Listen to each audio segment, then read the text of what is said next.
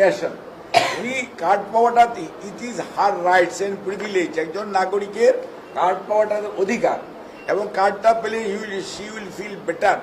আর এই কার্ডটার টাকাটা সে ড্র করবে না, এই কারণে তাকে দেওয়া হবে না। সেই টাকাটা সে ওই গরিব জনগোষ্ঠীর জন্য যাদের আজকে বেশি প্রয়োজন, তাদের জন্য she is contributing to the nation. So this is a acknowledgement from the on behalf of the state or রাষ্ট্র, যে আপনি আপনার টাকাটা নিজে না নিয়ে ইউ আর কন্ট্রিবিউটিং।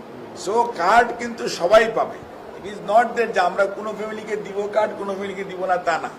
একদম টপ টু বটম সবাই কার্ড পাবে, কিন্তু সুবিধাভোগী হবে সবচেয়ে হতদরিদ্র, দরিদ্র, নিম্নবিত্ত। এখন আপনাদের মনে প্রশ্ন থাকবে, আপনি হতদরিদ্র, দরিদ্র, নিম্নবিত্ত বের করবেন কেমনে?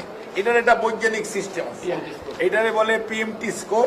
এই স্কোরিং এর মধ্যে আপনার নাম্বারিং সিস্টেম থাকে। আপনার যেটা প্রশ্নপত্র দেখেন, প্রশ্নপত্রের মধ্যে অনেক সুন্দর সুন্দর প্রশ্নপত্র আছে।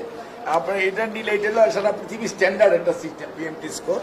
এটা দিয়ে আপনার স্কোরিং করার পরে আমরা বলতে পারবো যে এত নাম্বার, যেমন 700 যদি কারো নাম্বার হয়, সে কত দরিদ্র পড়তে পড়বে। আবার 700 থেকে 800 হলে সে তার মধ্যে মনে করেন দরিদ্রের মধ্যে পড়বে। 800 থেকে 900 হলে সে হয়তো নিম্নবিত্তের মধ্যে পড়বে, সেটা আবার স্কোরিং দেওয়া আছে। আবার মধ্যবিত্ত কে হবে, কে উচ্চবিত্ত হবে, সেটাও কিন্তু স্কোরিং এর মধ্যে আসবে।